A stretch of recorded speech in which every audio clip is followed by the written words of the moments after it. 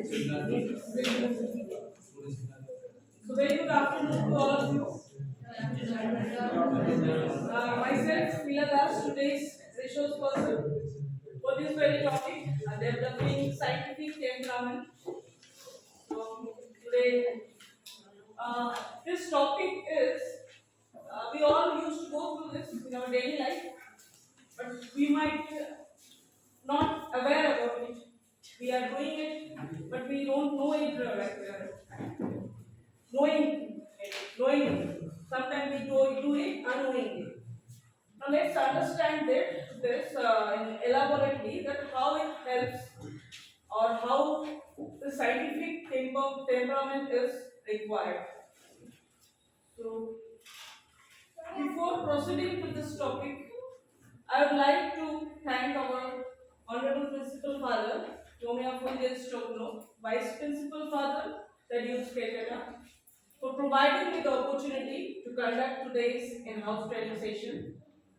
I would especially thanks to Mr. Mithun Chandra Ghosh sir for showing me the strength and helping me throughout the session. Last but not the least, I would like to thank you all for your support and presence for this very training going on. Now, coming to this main topic, that is what is scientific temperament. This word scientific temperament actually comes from the word actually scientific temperament. Now, what does it mean? Scientific temperament refers to an individual attitude of logical and rational thinking. Now, what is this logical or rational?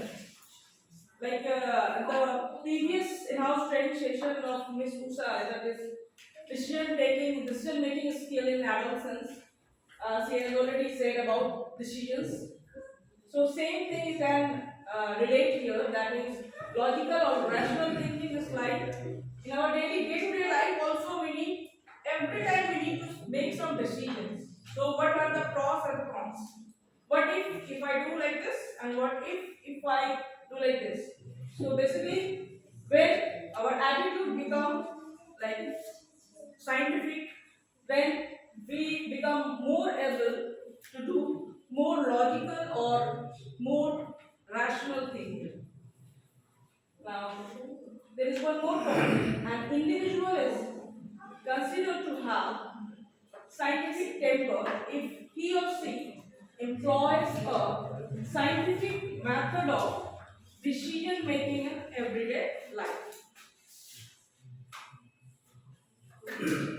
So this scientific temperament is not new actually. It has been said a long time ago by our first Prime Minister of India, Pandit Jawaharlal Nehru.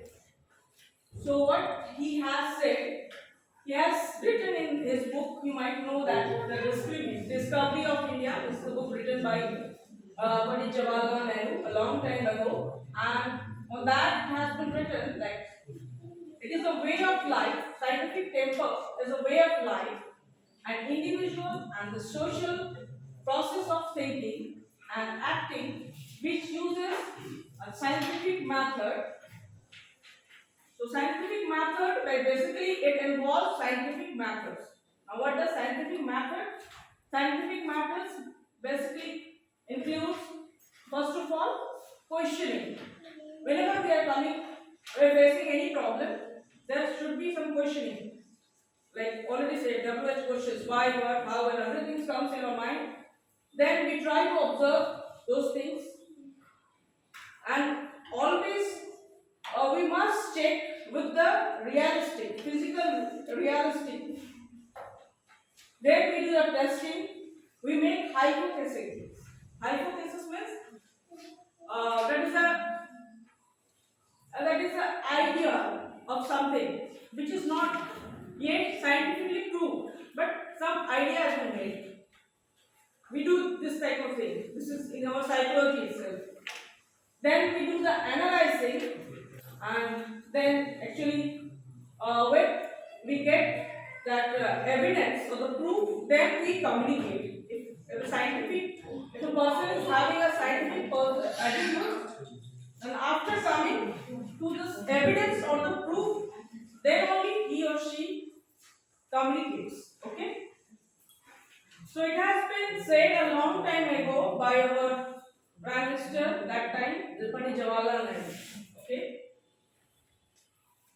Not only that, in our Indian Constitution, fundamental duties, Article 51A, which deals with the fundamental duties, that it is a duty of every citizen.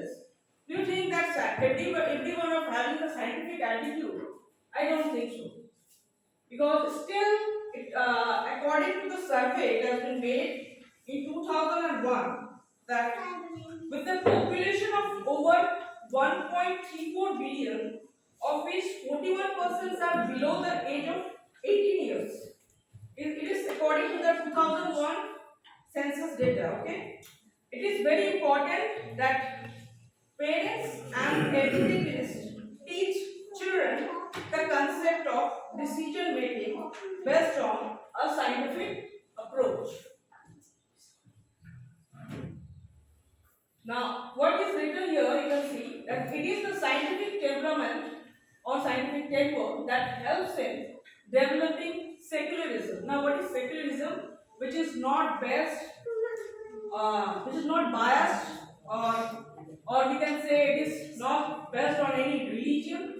Okay, we belonging to this community, so we will have this type of beliefs and faith, and we will do our work. This will not lead you to a long term.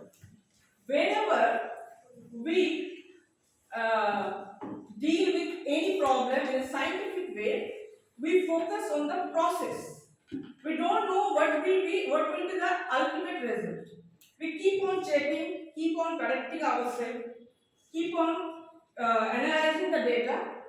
Then whenever we get a fruitful result, or which is not fruitful only, which is fully proof, or we can say there is evidence, then we say, then we communicate. And if a person is having a scientific temper, that means there will be a sense of inquiry and reform. Always, a person you will find, if he or she is having a scientific temper attitude, then there will always be an inquiry in his mind. You can find nowadays the children are having more inquiry. Earlier days, they would have some doubts, but they don't raise too much question. But now you can see in the 21st century, the students are more like inquiry based, or the children are more inquiry based, and that way we can do reform. Is what has been said, what has been proved earlier, it may change. It is not like that has been said means that is only that will last for whole life. It may change. Now, characteristics of scientific temperament is the spirit of inquiry and the acceptance of the right to question and be questioned are fundamental to scientific temper. So same thing as the spirit of inquiry and acceptance is very important. Many of us might not have that much of acceptance, which is very less. Acceptance, it comes whenever we need to do some reform. We need to accept in the form of question being arised or be questioned. Scientific temper is compatible with observation, insight, reasoning, intuitions, systematic work, and creative impulse. Scientific temper implies the recognition that knowledge often progresses by disproving earlier ideas, beliefs, theories, and laws. Yes, the same thing that it may happen that the earlier ideas or theories will get changed. You know that it is based on some cause and effects. So cause and effects always change. Though I am not a science teacher, those reaction actions I don't know completely. I have learned it long time ago. But the theories and the laws, this is the law of nature. Huh? The nature of science is, like it has been said, it is not tentative. It keeps on changing.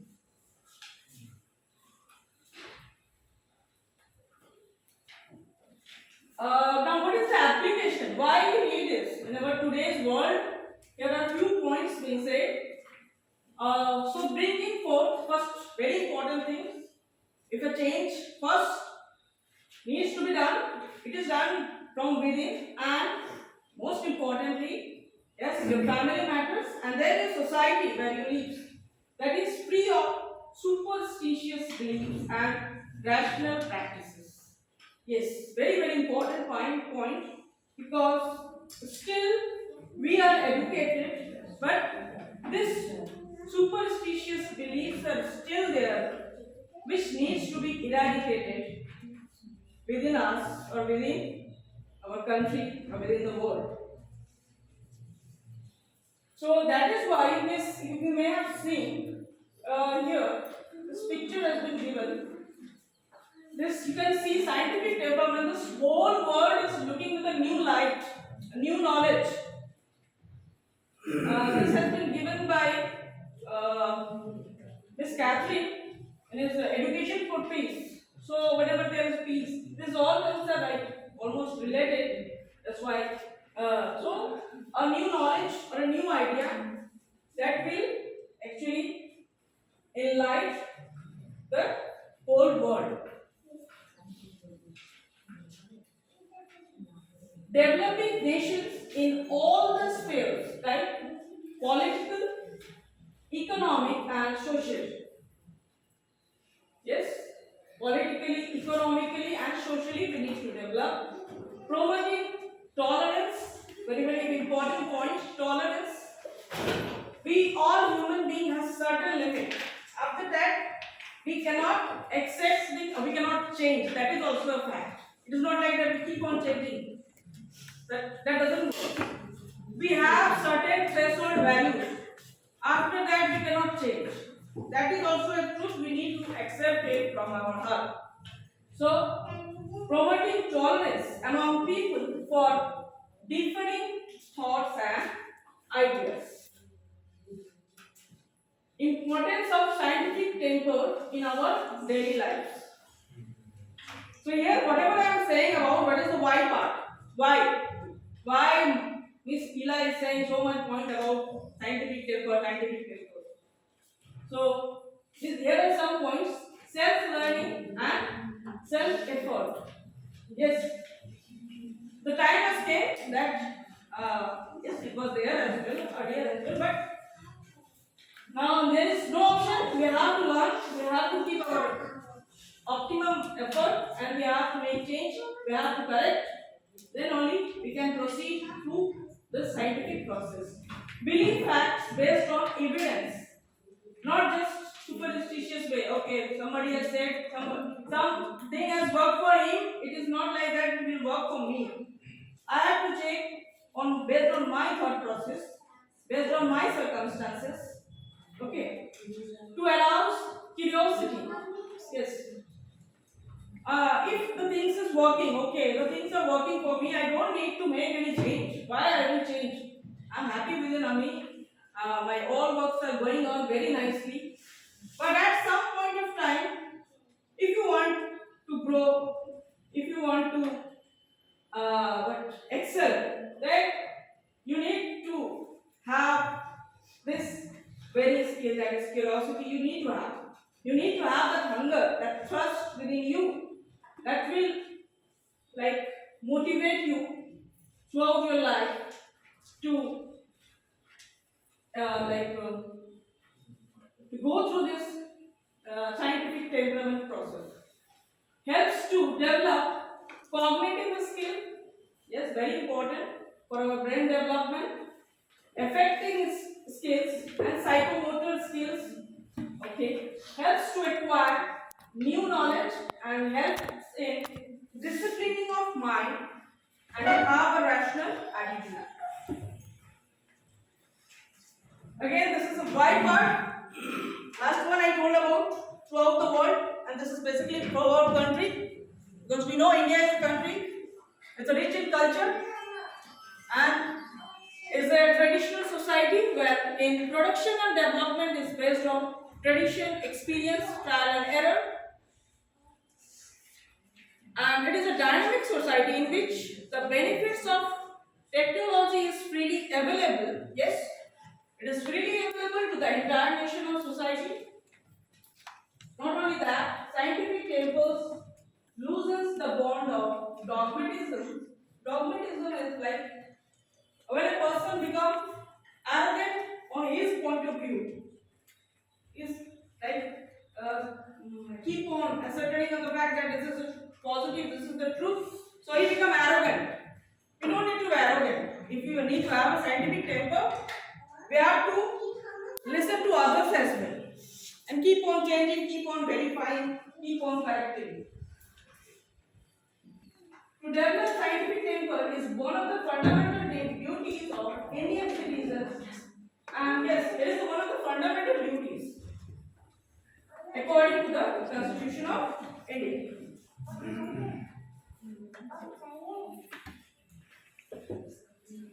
Here is one picture you can see. So we have understood why. So many whys I have given. Now this will be, if I will continue, this will become why this polarity. Don't want that. Let's move ahead. The scientific methods are, if you can see, whenever any we comes to any incidents, any problems or anything that happens in our society or in our workplace or in our home, anywhere, then first of all the things, if a person scientifically what we will do, we will observe. Then we will put on mark the question mark. Why this? What may happen if I take this? What the pros and cons? Everything. Okay. Then we do this hypothesis, experiments. Okay. Some ideas we get based on this questioning. We may discuss from others. We may get it from various sources that they are available. Then we get some ideas. Then we do the experiment. And after the experiment, we come to some conclusion, and that conclusion becomes the result. There is one more picture you can see. Same like that. So when we come to the conclusion, we get that idea. Here you can see this conclusion is looking a bulb which is enlightened. That means we get an evidence, proof, result. Then these two persons are communicating. That becomes a attitude of a scientific tempered person. Now, scientific knowledge and scientific temperament, there is a very common difference. Scientific knowledge is nothing but it is what we have learned. And that picture is also there. That what the process we have learned, the scientific method. And that scientific temperament is the application. When we apply it practically, when we get the result practically, then we call it as scientific temperament.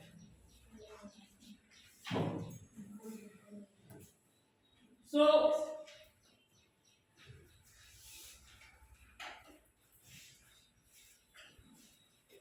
why and what part is clear. Why scientific temperament, what it is. Now, how to develop this attitude in children. So, like the first point it is written here, create a pro-science home. Yes, the environment should be there, which is like made of what I say.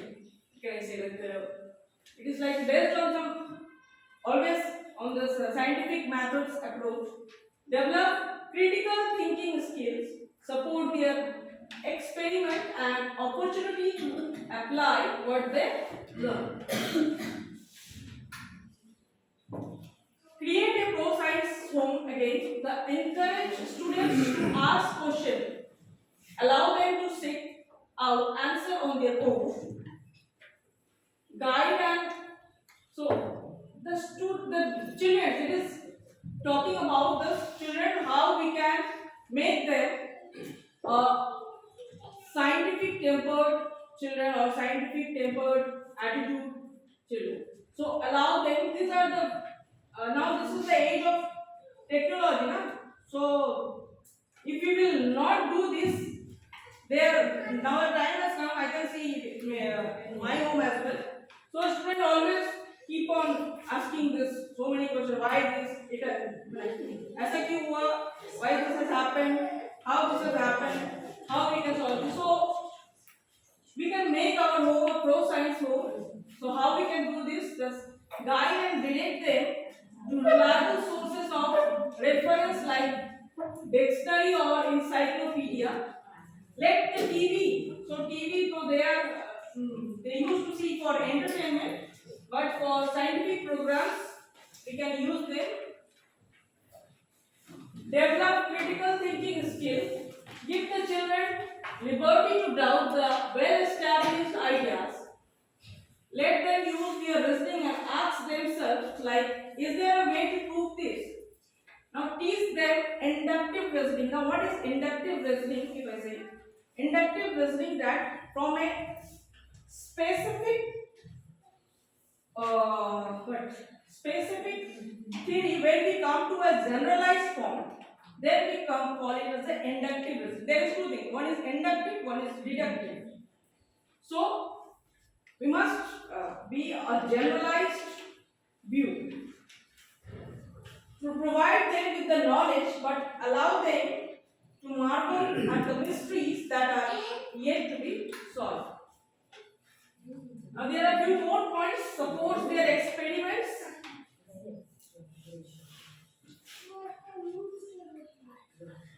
Here I have this one picture and how they are experimenting. These are some chemical reactions. So I am taking it from the Google Baba, so I just keep it here. Already know all these things. Opportunities to apply what they learn.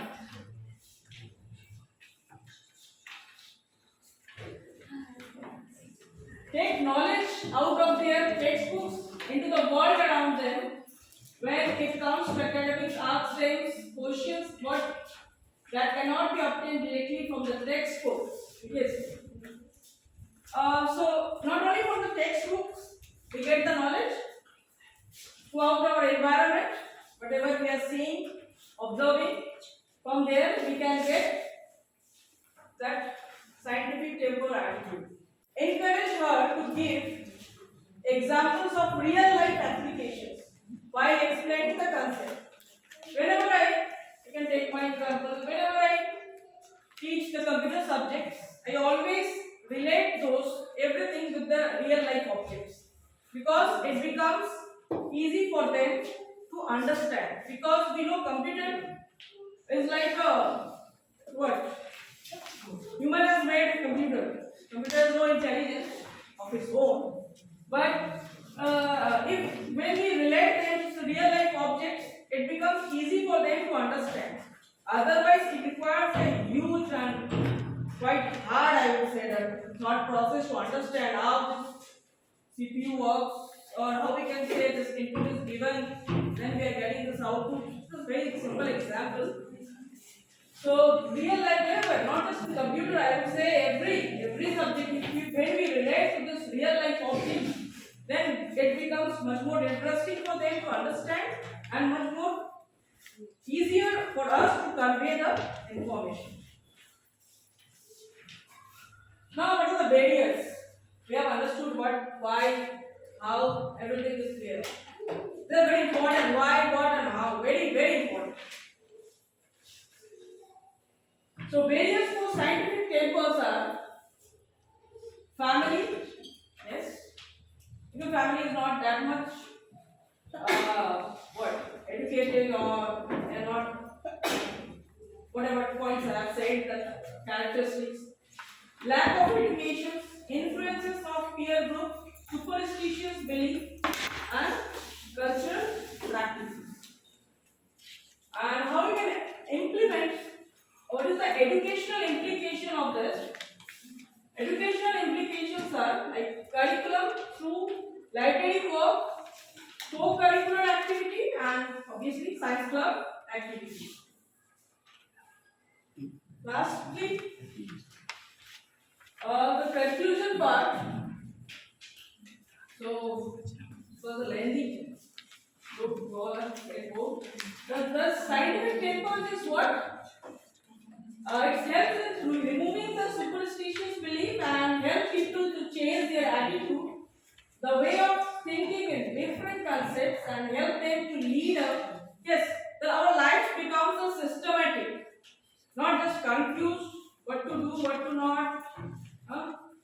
And every time we will have a headache, though I used to have a headache, I am not that much systematic as well. So, but I try to adopt all those. Such attitude will boost countries' techno-social development. So, lastly, there is one line of Albert Einstein: we cannot solve our problem with the same things we use. Yes. Then, if we think like that, this is a problem and this is a solution, this we becomes confined within something. So we need to generalize our thought process so that we can get some solution. So here it is said, we cannot solve our problem with the same thinking we used. That doesn't mean I am Albert Einstein. When we created them. So thank you all. Thank you for listening. And with this, it's really a very privilege and honor to be in this in-house training. Thanks to all of you.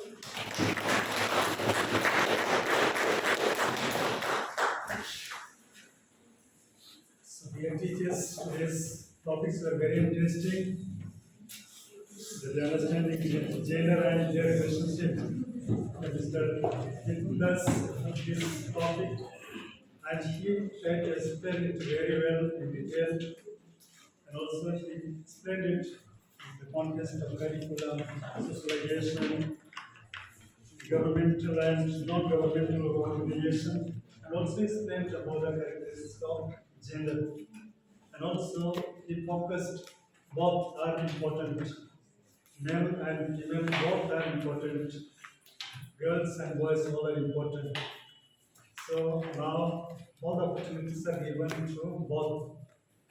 And now you see the schools now which both are given importance, and they are coming and studying in different schools, in the colleges, and also you see in drivers nowadays, ladies are also driving, not only gents but also ladies, and even there are some 10 drivers also, some ladies are also there appointed, and they are driving cars also. Yeah, so both are given equally importance and chances.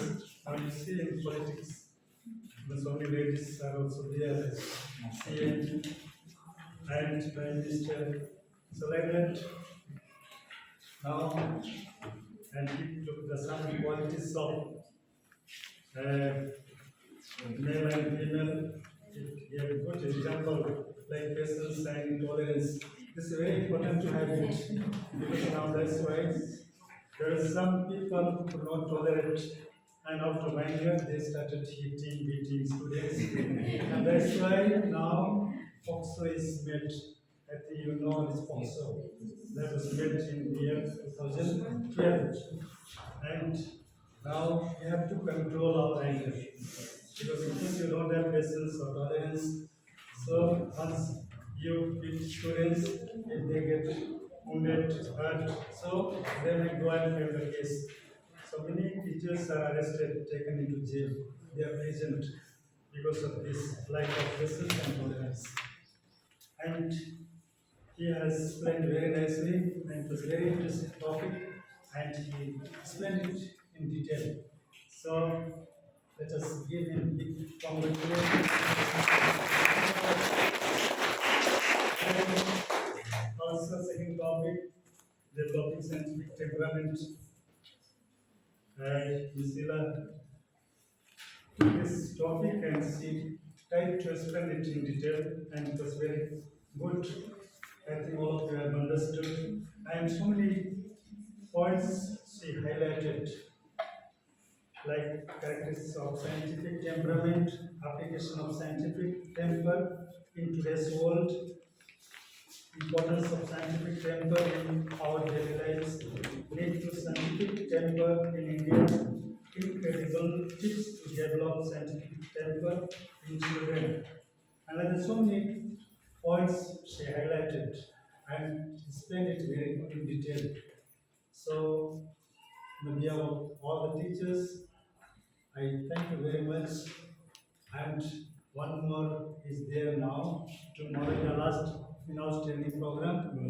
So try to come and attend this in-house training program. Then I have already sent that all the teachers have to come at 9 o'clock in the morning. They have to be here till